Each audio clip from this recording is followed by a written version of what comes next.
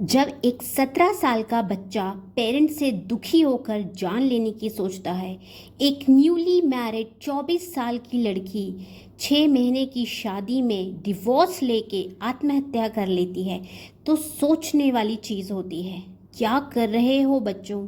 क्यों इतने कमज़ोर हो? क्यों इतना कमज़ोर माइंडसेट है हो गया है तुम लोगों का कि जो इतनी छोटी छोटी स्ट्रेस, एंजाइटी या डिप्रेशन के कारण इतना बड़ा कदम लेते हो? पेरेंट्स का क्या हाल होता होगा? या जानती हूँ, अगर पेरेंट्स ही आपको स्ट्रेस दे रहे हैं या आपको एक ट्रॉमा है तो वो एक आगे पास ऑन होता है। पर अगर हम खुद अपना माइंडसेट स्ट्रॉन्ग कर लें, एक पेड़ पौधे को भी अगर हम रोज कर्स करते हैं ना, तो वो भी मुरझाकर खत्म हो जाता है। हम तो फिर भी इंसान हैं। तो उन सभी पेरेंट्स के लिए कि प्लीज़ अपने बच्चों को समझें, वो क्या चाहते हैं उनको समझाएं, और उन्हें कर्ज करने से, उन्हें डांटने से, मारने से चीज़ें हल नहीं होती है।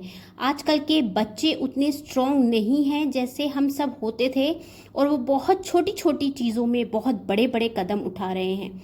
वो लड़की जिसने अपनी जान ले ली, डिवोर्स हो गया था, फ्री हो गई थी, किस चीज़ से डर के उसने ये कदम उठाया? क्या उसके पास आगे लाइफ में कोई ऑप्शन नहीं दिख रहा था? हालातों से हारते सभी हैं किसी न किसी मोड़ पर अपनी लाइफ के, पर इतना बड़ा कदम उठाना बहुत ही ज़्यादा कमज़ोरी की निशानी है।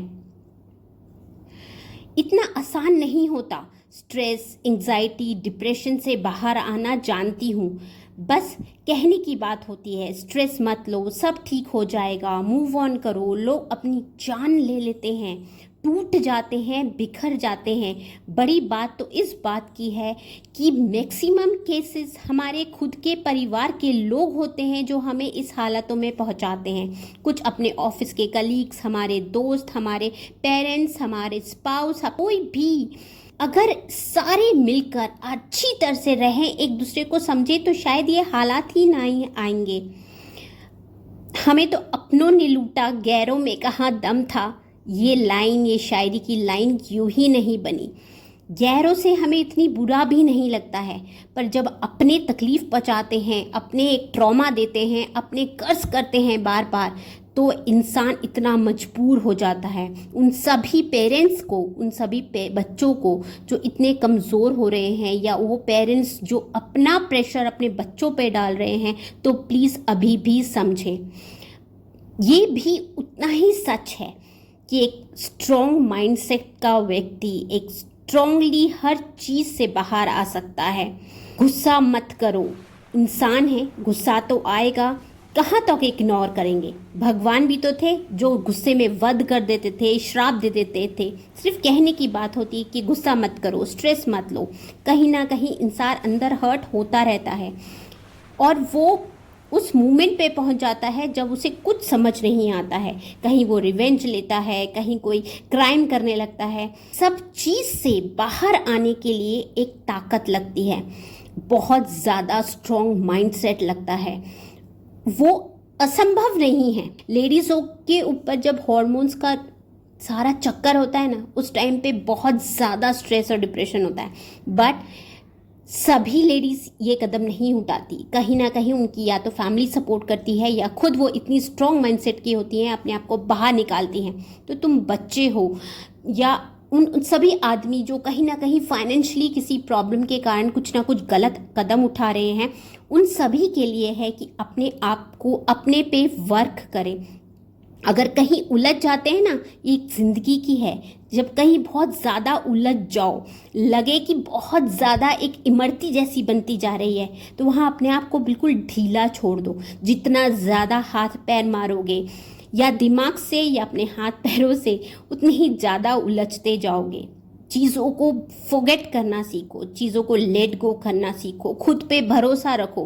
कहीं ना कहीं अगर पैदा हुए हो तो कोई मकसद है जीने का, उस जीने के मकसद को सोचो। अपनी कहीं हॉबीज़ डेवलप करो, कहीं ना कहीं वो जो हॉबीज़ है, म्यूज़िक सुनना, मूवीज़ जाना, दोस्तों के साथ घूमना, सोशल लाइफ को बढ़ाओ। जब आप ये सब करोगे ना, तो कहीं ना कहीं आपको कोई ना कोई ऐसा व्यक्ति मिलेगा जो आपको अपना दोस्त लगेगा, जहां आप शेयर कर पाओगे। कुछ जो पेरेंट्स से प्रॉब्लम है वो बाहर अपने दोस्त ढूंढे, या फिर जिन्हें दोस्तों से प्रॉब्लम है या अपने स्पाउस से प्रॉब्लम है वो अपने पेरेंट्स से बात करें। पर प्लीज़ ऐसा कुछ कदम ना उठाएं। चीज़ों को जहाँ तक इग्नोर कर सकते हैं इग्नोर करें, पर अपने अगर रिस्पेक्ट और अपनी जान पर बन आए तो वहाँ पर फाइट करना भी सीखे। अपने वहाँ तक हैं जहाँ तक वो हमारी रिस्पेक्ट कर रहे हैं, हमें उस हद तक हर्ट नहीं कर रहे या हमें जान तक नहीं मारने की कोशिश कर रहे, तब तक वो हमारे अपने हैं। अपने को बचाना, सेल्फ लव सबसे पहले सिखाया गया है।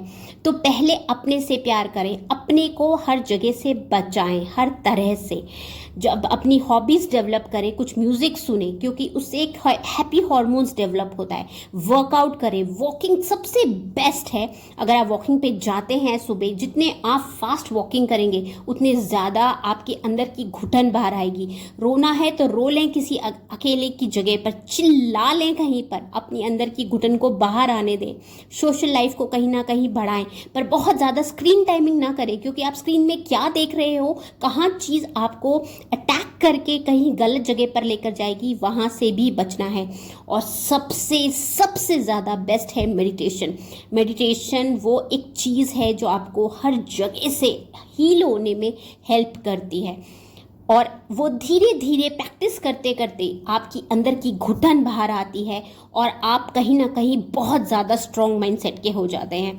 तो मेडिटेशन पे बहुत ज़्यादा वर्क करें, अच्छी सी स्लीप लें, अपनी लाइफस्टाइल को ठीक करें, अपने खाने पीने पे बहुत ध्यान दें, क्योंकि आप कहीं ना कहीं जब स्ट्रेस और एंग्जाइटी में रहते हैं तो आपका फिजिकल हेल्थ बहुत जल्दी खराब होता है। पर अगर आप अपनी लाइफस्टाइल को ठीक रखेंगे, अपने खाने पीने पर ध्यान देंगे, तो एटलीस्ट फिजिकल हेल्थ आपकी ठीक रहेगी, क्योंकि फिजिकल हेल्थ भी कहीं ना कहीं बहुत सारे लोगों का स्ट्रेस डिप्रेशन का एक कारण है। अपने माइंडसेट को जहाँ तक हो सके पॉजिटिव रखने की कोशिश करें। जहाँ आप किसी ट्रॉमा में हैं तो वहाँ से निकलने के लिए कहीं ना कहीं किसी की हेल्प ले लें। वक्त पे हर चीज़ नहीं छोड़ी जा सकती, नो डाउट, बट वक्त बहुत सारी चीज़ों को हील कर देता है। न्यूज़पेपर में बड़ी से बड़ी खबर तीसरे और चौथे पेज पे आ जाती है और एक दिन आना बंद हो जाती है। यही एक लाइफ का उसूल है कि ज़िंदगी की जब हम बहुत आगे चले जाते हैं ना, तो पीछे की जो मुश्किलें हैं वो हमको बहुत छोटी लगती है, और कई बार हमें हंसी आती है कि हमने क्या सोचा था और क्या करने जा रहे थे, कितना छोटी सी बात थी। इसलिए उस वक्त को निकल जाने दे, स्ट्रांगली निकल जाने दे, खुद अपने पे वर्कआउट करते हुए। खुश रहें, मस्त रहें, और सबसे इम्पॉर्टेंट है स्ट्रांग रहें। बच्चों के लिए खासकर अपने पर बहुत ज़्यादा वर्क करें बेटा। आप लोग जितना ज़्यादा स्ट्रांग रहेंगे, आगे की जनरेशन उतनी स्ट्रांग रहेगी, और वो हर किसी के लिए है कि जितना आप स्ट्रांग माइंडसेट रखेंगे, आप स्ट्रांगली अपनी ज़िंदगी को जिएंगे।